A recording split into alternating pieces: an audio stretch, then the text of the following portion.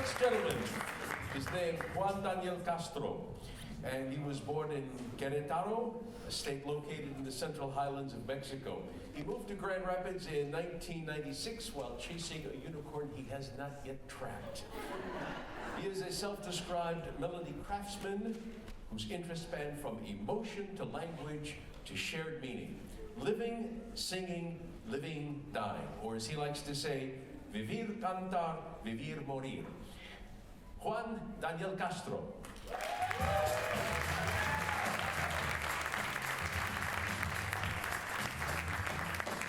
Thank you much.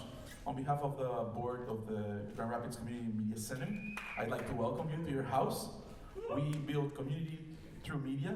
Shout out to Linda Godesh, Aaron Wilson, and Tom Schwally up front. Give it up for them. Not too long ago, I was sitting down at Grand Rapids Brewing Company when I realized, shit, I have to go and present to PechaKucha. And well, I figured that the path to follow was drink a beer, find a topic, write an outline. Simple as that. First beer, no topic. Second beer, no topic. Third beer, I kept saying one more.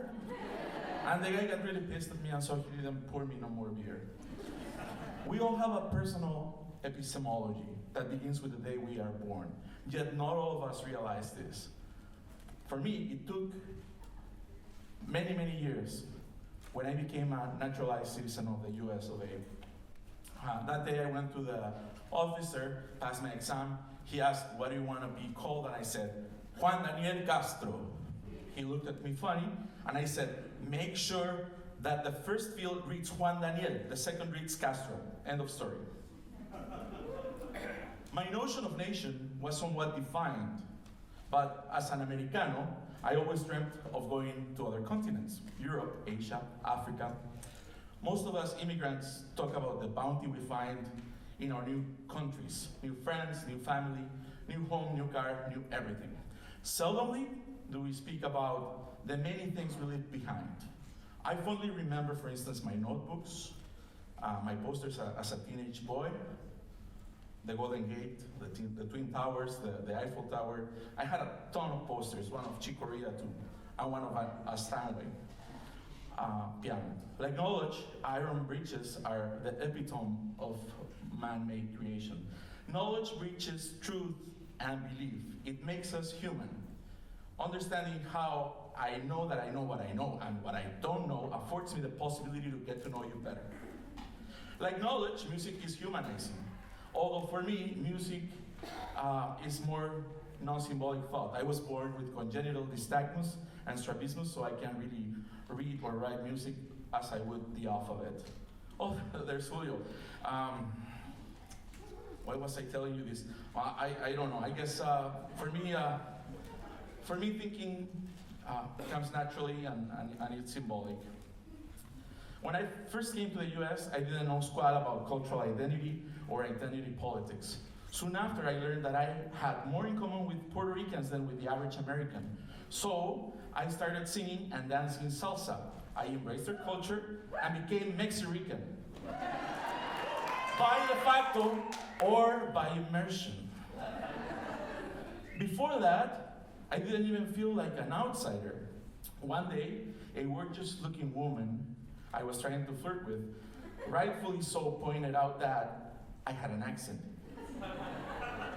Nah, you owe me, buddy. You do not own me. She vehemently refuted as I was testing my newly learned American idiom to explain that I was thankful and indebted to her. Singing, making friends, falling in love, learning how to be Hispanic. I remember the first time I was told that I was Hispanic, it was one of the gang members that I briefly associated with. He said, "Ese, you're Hispanic?" And I said, "Heck no, I'm not Hispanic." He said, "Yeah, there's Mexicans and then there's Puerto Ricans. And we are at war." It just took a shoot by in that neighborhood, and I was in panic. I ran out of that neighborhood and lived somewhere else. For me, family is very important. That's my brother. He used to brag about me being his brother. Now, tables turn. He's a gem. If you ever tried his cuisine, I'm pretty sure you will verify that. My accent has gotten a little better, I think. I earned the right to say that it has gotten a little better. I even learned to code switch and cover up to fool my interlocutor with my ethnic background. This damn obsession of yours, goddammit, with otherizing. Are you Polish? Are you Irish? Are you Mexican? Are you German? Anyway, I choose my friends. Sometimes they choose me, and that has to be at their own risk because they don't know what they're getting into. One of the wise things I did was to remain in this community and be a part of it, and see firsthand the flourishing of it. And actors, as well as the stage, has changed for the good, I argue. So every now and then, I don't make music. Mostly it's in my head.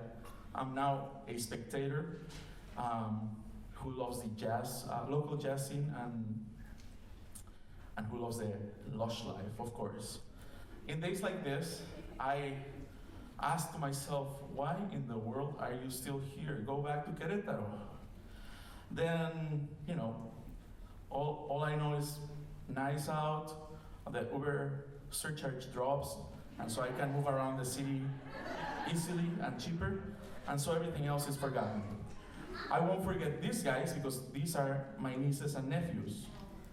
And soon enough, they will come to the realization that they too have a personal epistemology. I really hope that it doesn't take them 34 years and a wall, and a border. Now, it took me many erotomania episodes, each one of them a song of its own waiting to be written. It took me coming to this country and 34 years, as I said. This man has just taught us a lesson. There's no wall that is too tall to climb and conquer. Even mental ones can be conquered. All I have to say is, we live in one nation, and that's Mother Earth. We are one race, and that's humankind. And we ought to speak one language, and that ought to be empathy. We're citizens of the world.